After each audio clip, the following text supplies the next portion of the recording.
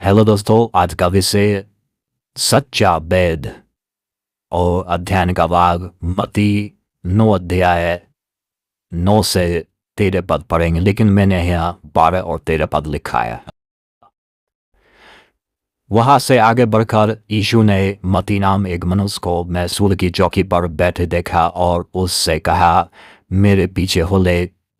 वो उठकर उसके पीछे हो लिया, और जब वो घर में भोजन करने के लिए बैठा तो बहुत सारे मैसूर लेने वाले और पापी आकर यीशु और उसके चेलों के साथ खाने बैठे। यह देखकर फरीसियों ने उसके चेलों से कहा, तुम्हारा गुरु मैसूर लेने वालों और पापियों के साथ क्यों खाता है? उसने यह सुनकर उनसे कहा, वेद भले चंगों को नहीं परंतु बीमारों को आवश्यक है। सो तुम जाकर इसका अर्थ सीख लो कि मैं बलिदान नहीं परंतु दया चाहता हूँ, क्योंकि मैं धर्मियों को नहीं परंतु पापियों को बुलाने आया हूँ।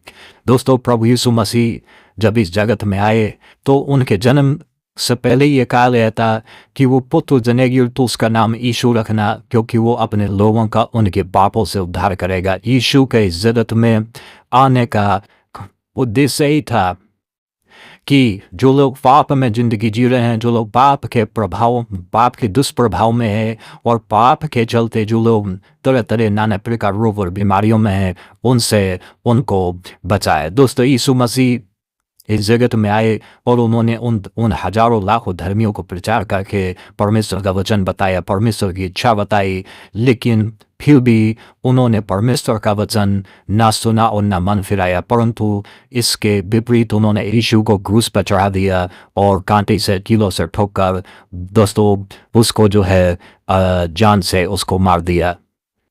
परंतु इधर यीशु मसीह ने एक व्यक्ति को जो पापी था और एक पूरा लगभग एक ग्रुप था पापों में फंसा हुआ था, यीशु ने मत्ती नामी व्यक्ति को बोला कि मेरे पीछे हो ले, और दोस्तों वो तुरंत उसके पीछे हो लिया। सारा पाप बुराई छोड़कर यीशु के पीछे हो लिया और वो यीशु के घर में मत्ती के घर बैठकर खाना खा रहा था और बहुत सारे पापी लोग वहाँ पर आए और ये देख करके धार्मिक कट्टरपंथी लोगों ने कहा कि ये तो पापियों के साथ भोजन करता है। तब यीशु ने उनसे कहा कि वेद भले चंगों के लिए नहीं परंतु बीमारों के लिए आवश्यक है।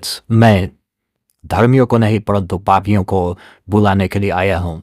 दोस्तों, यीशु मसीह ने कहा कि मैं पापियों के लिए आया हूँ। दोस्तों, यदि आप धर्मी कोई आप अगर धर्म सिखाएं तो उसमें क्या बुराई होगी? दोस्तों, क्या कोई आंख वाले के लिए पूरा रास्ता बताता है? दोस्तों, नहीं। तो क्या एक अच्छा भला चंगा व्यक्ति कभी डॉक्टर के पास जाता है?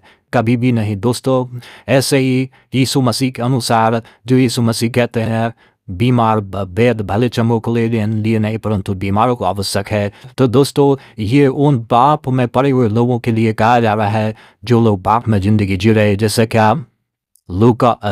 क्या याकूब 1 अध्याय के 14-15 पद में लिखा है कि प्रत्येक व्यक्ति अपनी ही अभिलाषा से खींच और फंसकर परीक्षा में पड़ता हो जब, और अभिलाषा गर्भवती होकर पाप को जन्म देती है, और जब पाप बढ़ जाता है तो वो मृत्यु को उत्पन्न करता है। दोस्तों, और पहला यूहन्ना 2 का दोस्तों 15 पद से कहता है कि संसार में दोस्तों क्या है, अर्थात शरीर की अभिलाषा, आंखों की अभिलाषा और जीविका का घमंड, जो परमेश्वर की ओर से नहीं परंतु संसार की ओर से है। दोस्तों, एक मनुष्य शरीर की अभिलाषाओं के पीछे ही भागता है और शरीर की अभिलाषाओं को पूर्ति करते करते पाप में बुराई में ऐसा फंस जाता है कि वो निकलता ही नहीं है।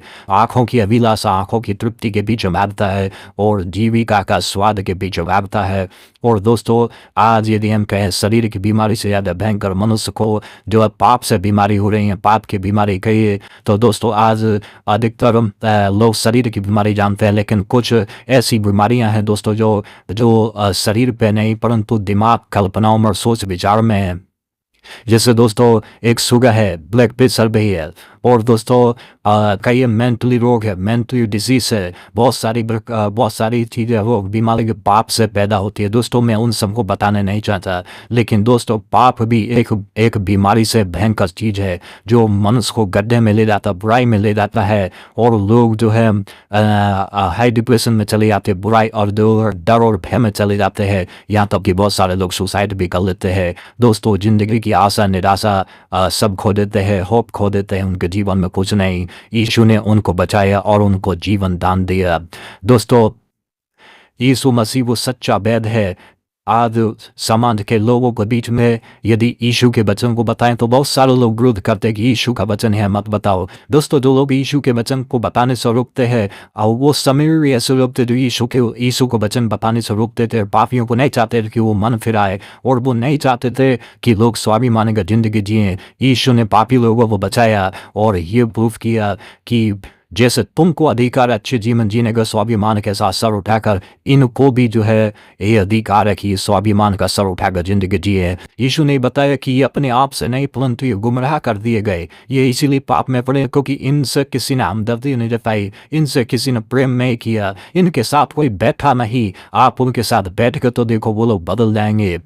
दोस्तों आज हजारों लाखों लोग दोस्तों हमारा जो है पाप में प्रतिदिन लोग फंसते जा रहे हैं और मरते हैं। लेकिन दोस्तों ये यीशु मसीह का जो वचन है, दोस्तों यदि हम बात करें तो यीशु मसीह का वचन ये हमको मेंटली हेल्थ देता है, मेंटली हेल्थ देता है, हमारे सोच, हमारे विचारों को, हमारी कल्पनाओं को, हमारी भावनाओं को हेल्थी बनाता है दोस्तों।